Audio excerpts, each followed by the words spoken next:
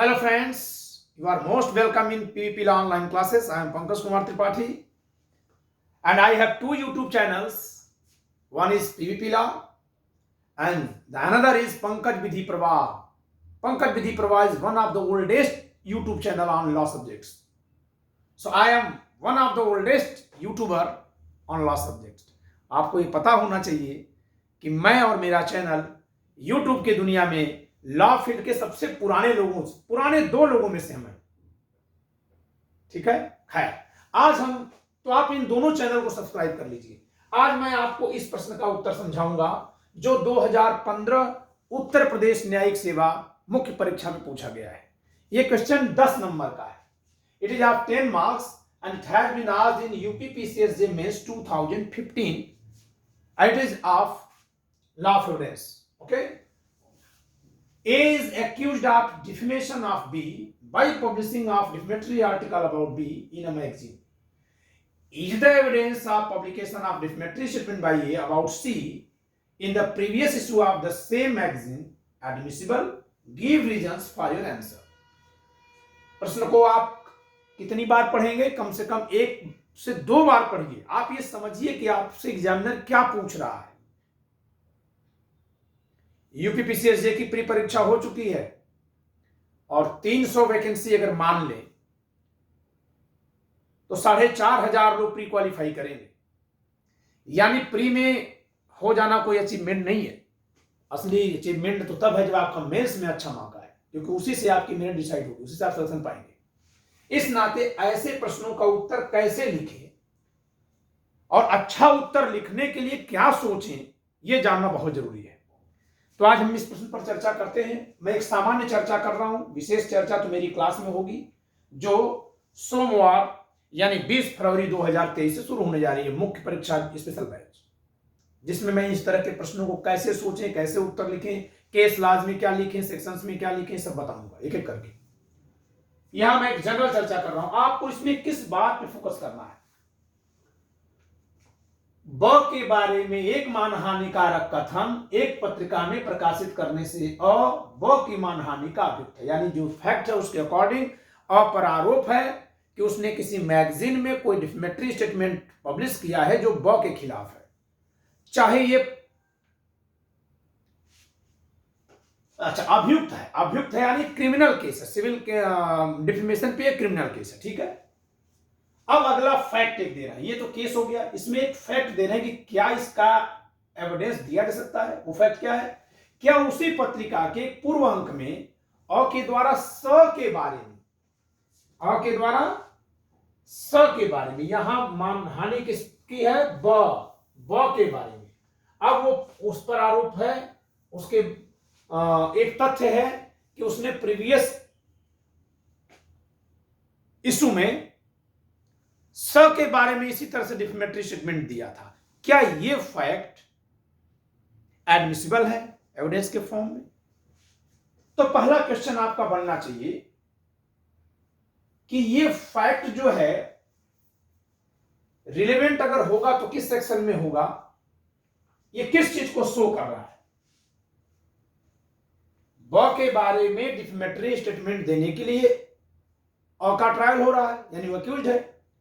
अब उसमें यह बात कि हुजूर वो ऐसा ही एक स के बारे में भी किया था, यह कहने वाला क्या कहना चाहता है? ऑब्वियसली वो ये साबित करना चाहता है कि अ ने जो कुछ किया है वो जानबूझकर किया है, इंटेंशनली किया है। It means the person who wants to give such a fact in form of evidence is to prove intention of the accused. So the facts showing mens rea are admissible under section 40. Are relevant or not, it is dealt through section 14, धारा 14, भारतीय साक्ष्य अधिनियम की धारा 14 के अनुसार ये ऐसे तथ्य शासित होते हैं जो मानसिकता को साबित करने के लिए दिए जा सकते हैं। जब हम सेक्शन 14 पर जाते हैं तो वहां मिलता है कि कोई प्रीवियस एक्टिविटी एडमिसिबल तो होगी, लेकिन तब जबकि वो इंटेंशन को स्पेसिफिकली इस्टेब्लिश करने वाली हो, इन जनरल पब्लिश करने वाली हो तो नहीं होगी। और इस पर एक इलस्ट्रेशन है सेक्शन 14 में। जो इसी तरह पर है, यानी कि एक डिफेमेशन पर ही है, और वो इलस्ट्रेशन है इलस्ट्रेशन ई। इलस्ट्रेशन ई में लिखा गया है, इसी तरह का इलस्ट्रेशन है। इलस्ट्रेशन ई में लिखा गया है कि ए पर बी की मानहानिकारक कथन छापने का आरोप है। यह तथ्य कि पूर्व अंक में भी अ ने ब के खिलाफ कुछ इसी तरह से छापने का प्रयास किया था, लेकिन वहां ब के ही खिलाफ प्रीवियस अंक में भी छापा गया, यानी अ ब को निशाने पर ले रहा था। तो वहां तो उसके इंटेंशन को प्रूव करने के लिए रिलेवेंट टू किया गया, क्योंकि वो स्पेसिफिक है, वो ब के बारे में इंटेंशनल स्टेटमेंट है, इस नाते वो स्पेसिफिक हो जाता है। लेकिन अब आता है कि नहीं, वो प्रीवियस स्टेटमेंट में जो दिया था वो ब के बारे में नहीं था, वो स के बारे में दिया था। क्या ये भी दिया जा सकता है? तो इस पर अगला एक इलस्ट्रेशन है और एक एक्सप्लेनेशन है। एक्सप्लेनेशन इसका फर्स्ट, सेक्शन 14 का एक्सप्लेनेशन फर्स्ट कह रहा है, a fact relevant as showing the existence of relevant state of mind. Relevant state of mind, relevant state of mind is here intention to defame B,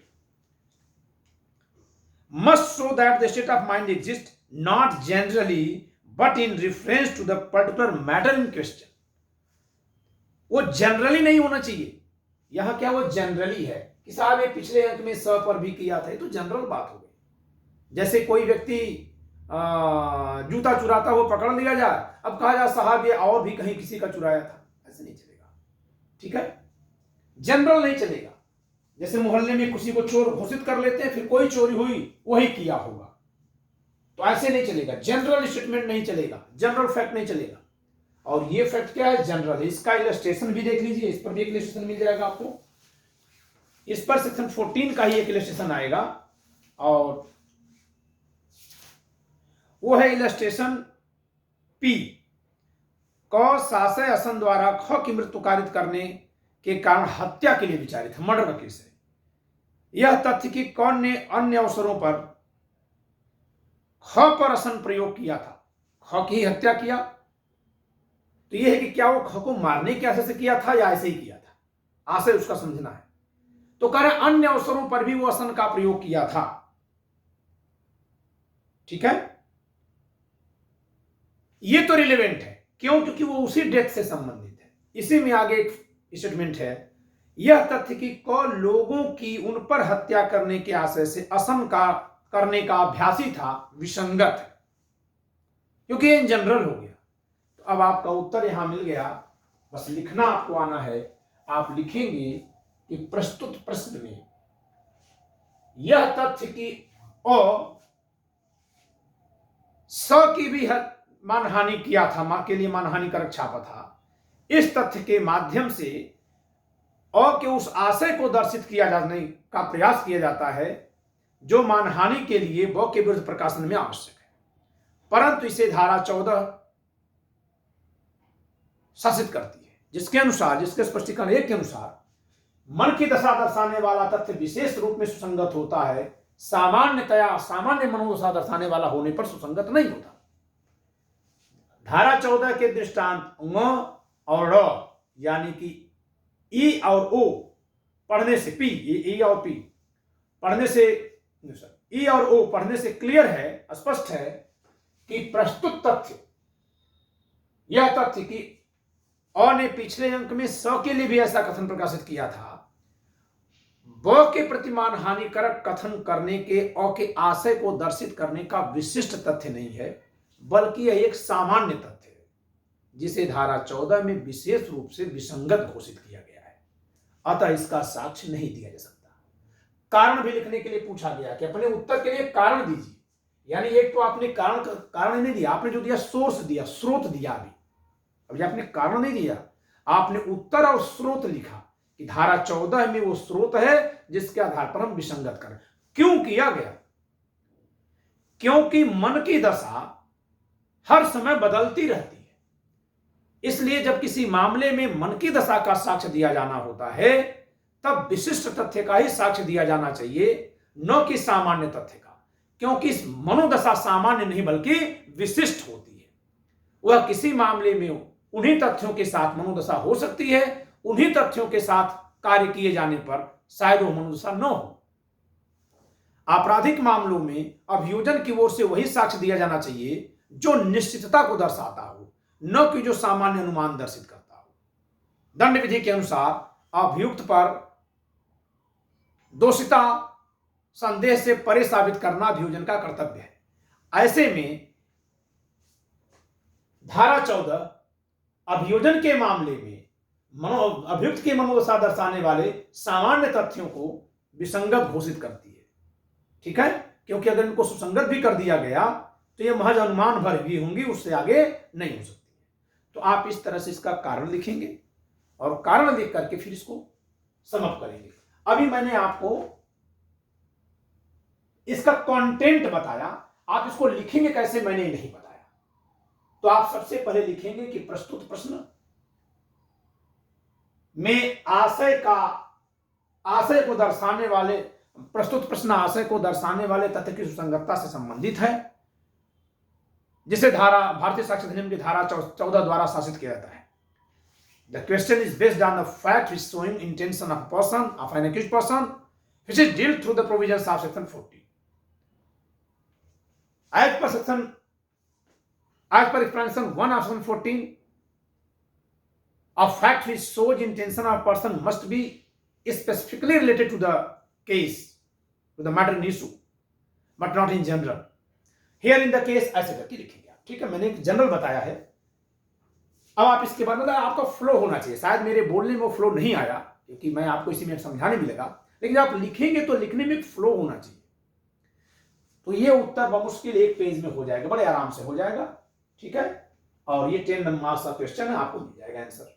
ठीक है, तो उम्मीद करता हूं कि आपको ये तरीका समझ में आया होगा कि उत्तर सही से कहां से लिखें। हाँ, एक बात आप पूछ सकते हैं कि सर अगर याद ना आए कि धारा 14 का है या कहाँ का है, तो फिर तो आपके बेसिक स्टडी में कमजोरी है।